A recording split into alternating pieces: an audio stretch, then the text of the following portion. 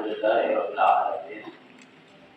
Wassalatu wassalamu ala asyrafil anbiya'i wal mursalin Nabiyyina Muhammadin wa ala alihi wa sahbihi ajma'in. Amma ba'd. Sudah kami kutip. Alhamdulillah kita bisa kembali setelah liburan ya. Berapa lama libur ini? Dua minggu. Masya Allah. 2 minggu atau lebih? Berapa? 3 minggu. Dari tanggal berapa? Dari tanggal 16 sampai tanggal 9. Alhamdulillah. Mudah-mudahan liburan itu bisa menjadikan kita kembali dengan semangat yang baru. Nah, jangan sampai setelah liburan justru tambah malas. Nah, karena tujuan dari adanya liburan itu adalah untuk refresh supaya kita enggak bosan dengan rutinitas belajar yang padat setiap hari. Nah, kita kasih libur sejenak agar bisa kembali dengan semangat yang baru. Betul? Baik.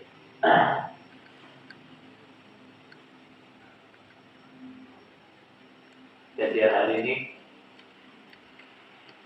adalah kajian yang tertunda dari kajian kemarin.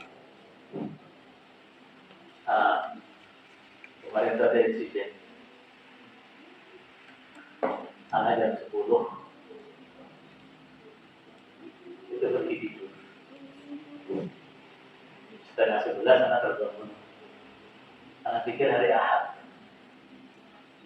Sudah 10:30.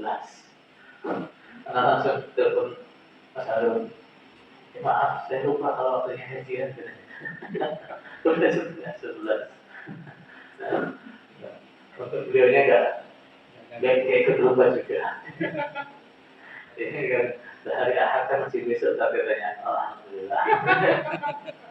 Lupa yang lalu. Nah, makanya kajian hari ini adalah kajian yang tertunda dari kajian kemarin. Baik. Sudah ya? Sudah. Sudah. Baik. Baik, kita akan lanjutkan pembahasan kitab Al-Mu'allim di Adabil Alim wal Muta'allim. Kita akan lanjutkan bahasan kita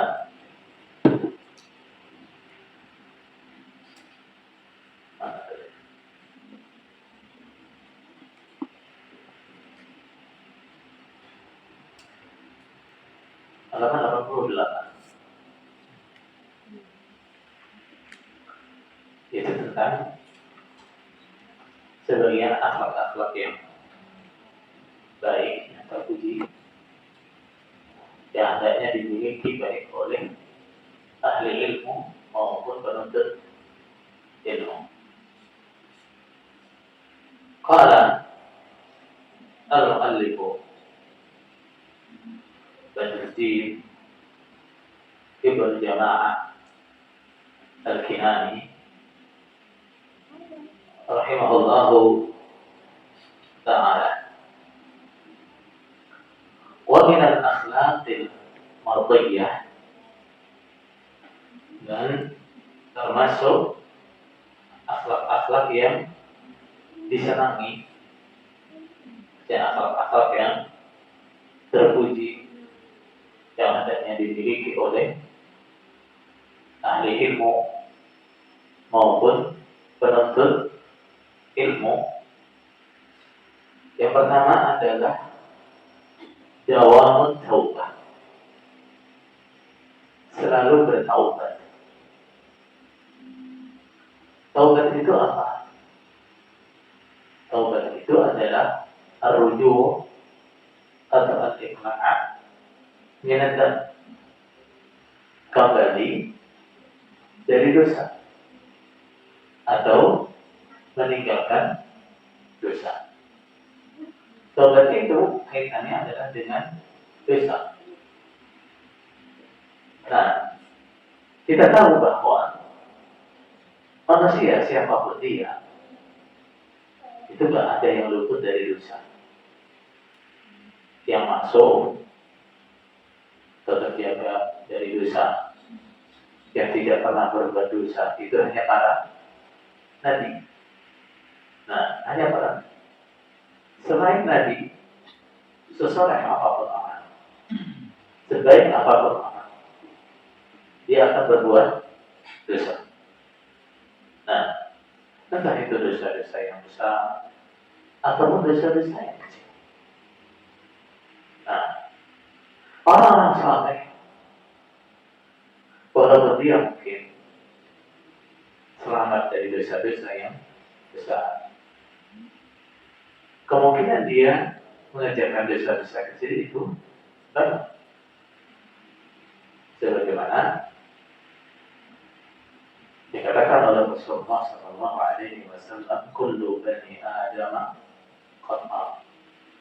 Setiap manusia itu khata'. Apa yang khata'? Pernah salah? Bukan. Apa?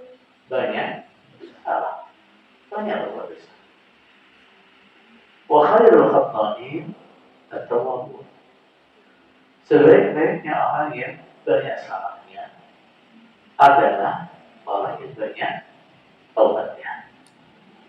Nah, ahli ilmu maupun penuntut ilmu harus memperbanyak taubat.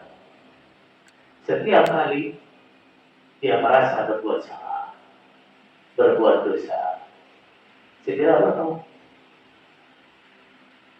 Kita menyanyiakan waktu itu dosa apa? Dosa.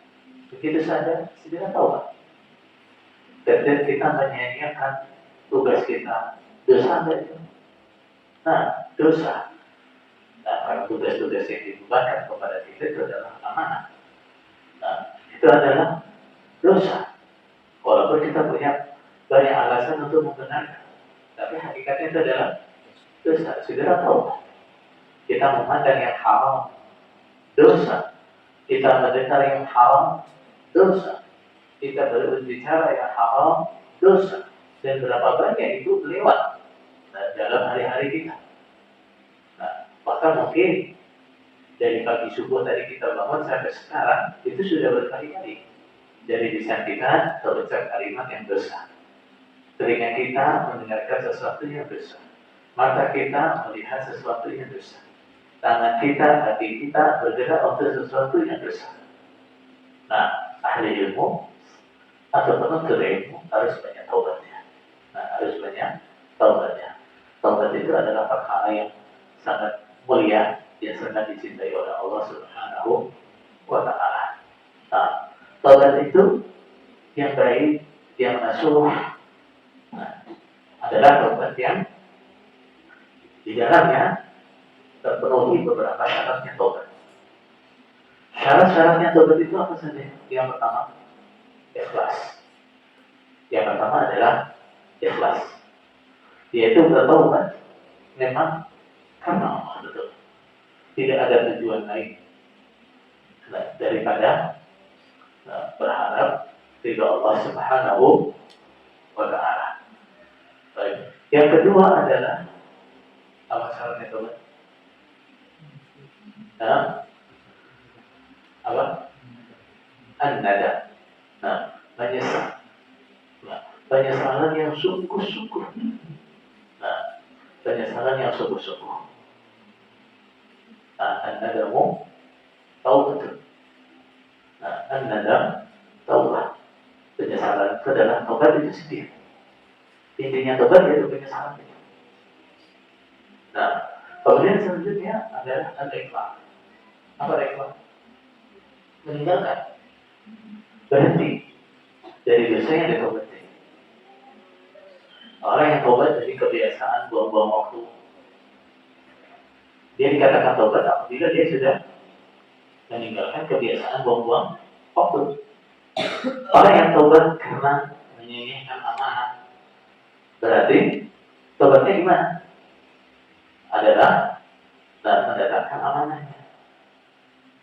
Nah, kemudian yang berikutnya syaratnya tobat adalah al-azam, tekad.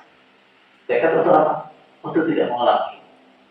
Nah, jadi syaratnya tobat itu adalah apa? Ada tekad yang sungguh-sungguh bahwa dia tidak akan mengulangi lagi. Bukan tidak mengulangi. Ya. Karena apa? Orang walaupun sekarang sudah sungguh-sungguh punya tekad yang kuat untuk tidak mengulangi lagi, masih mungkin saja nanti dia mengulangi lagi kesalahannya. Makanya syaratnya tobat bukan kok orang itu tidak mengulangi lagi, bukan. Tapi ada tekad yang kuat untuk tidak mengulangi lagi. Baik. Kemudian yang berikutnya, apabila dosa yang ditobati itu ada hubungannya dengan haknya manusia, maka dia harus kembalikan hak itu. Nah, dia harus kembalikan haknya atau minta ditolong. Nah, yang terakhir, syarat tobat itu adalah tobat itu dilakukan pada waktunya. Jadi tidak terlambat. Kapan tobat itu terlambat? Apabila orang sudah sakratul maut. Nah, sudah sakratul maut, baru menyatakan tobat. Tidak diterima tobatnya. Nah, agar ketika matahari sudah terbit dari barat, dia baru menyatakan tobat, tobatnya juga tidak akan diterima. Baik. Kemudian al-ikhlas. Ikhlas.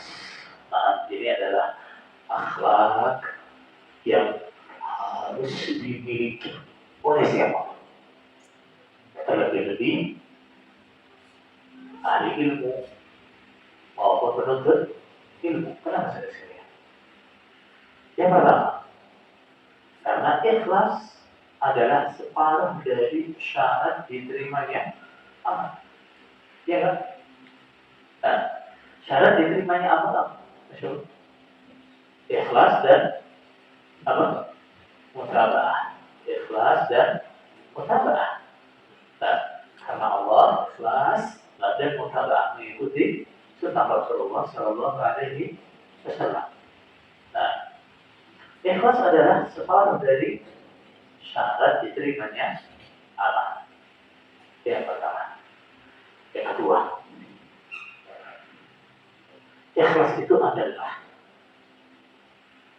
sumber energi yang paling kuat dan tidak akan habis. Nah, yang paling kuat dan tidak akan habis. Tidak ada sumber energi yang lebih kuat dalam kita beramal apapun amalannya selain ikhlas. Orang yang ikhlas, dia akan mengerjakan amal saleh dengan keadaan apa?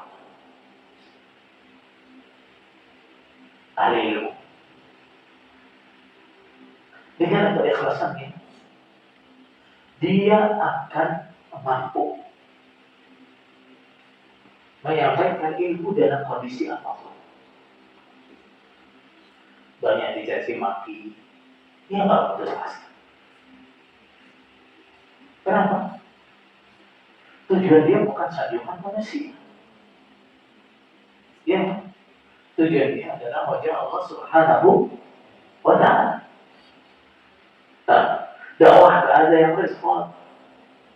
Dia nggak putus asa. Kenapa?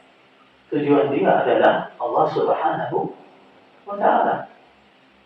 Dia dakwah mungkin bahkan nggak ada fasilitas, nggak ada yang mendukung dakwahnya, nggak masalah lagi.